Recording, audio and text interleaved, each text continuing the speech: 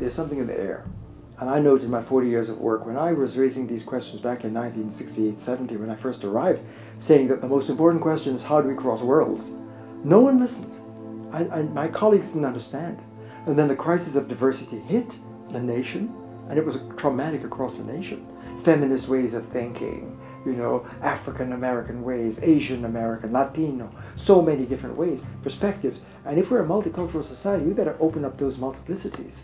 So the diversity shattered the illusion of unity, of one America, for example, or one academic institution, and diversity happened. But the trauma of diversity simply splintered and fractured into many different subcultures and circles that didn't know how to speak to one another. So that was really the situation all around. And so the first stage is, and we face that at Haverford, as a professor of philosophy, trying to help my colleagues understand that real diversity is not just a scattered splintering of separate units, but held together in a space of common ground. And that therefore we need to really have a creative diversity where there can be conversation. And I think there's something in the air now, 30, 40 years later as we enter the 21st century. We know we're in a global village, and I feel a difference now in the culture. There is a readiness for dialogue. With the post 9/11, that was a global moment, with a clash of cultures, of worldviews, of a high level. The response is, do we bomb the hell out of them? And that's a response. Or do we say, let me try to understand what the Islamic world is and open up to that? So it was an opportunity on the planet to say, should we not learn to dialogue now? Because our survival turns upon it. If we're going to survive.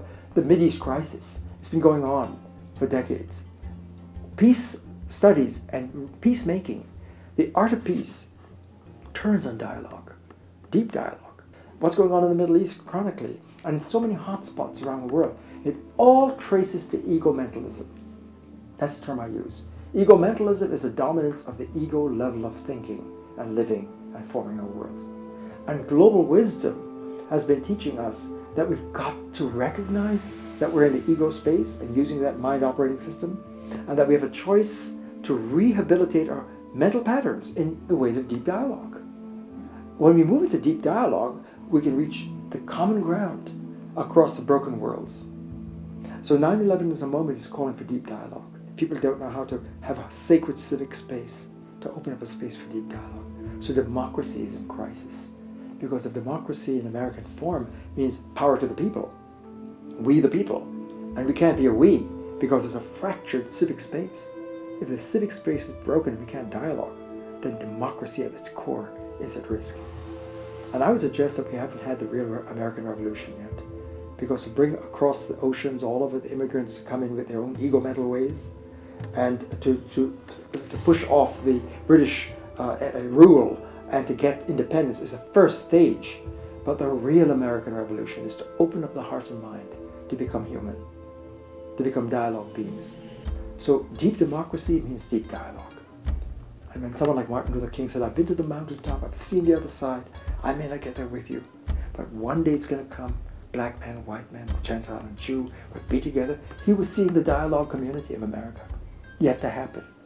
It's a strange thing to say that the American Revolution is yet to happen, but this is the time. So yes, I agree with you completely. Something is in the air, and it's a time for the dialogue revolution across this planet.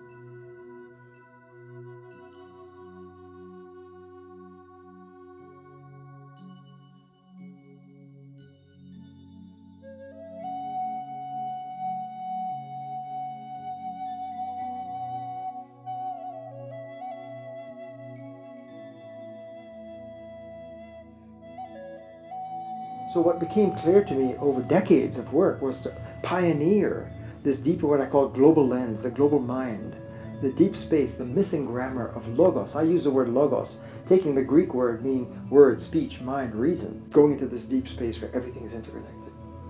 That's where we become human. That's what our teachers were calling us to. But humanity is still caught in this ego-mental space. It dominates us in every way, and it's generating the crises that we face. So the exciting thing and the dangerous thing now in the 21st century is that we're at a tipping point. We can't keep on going. It's unsustainable. After centuries, the ego-mental culture has reached its limit.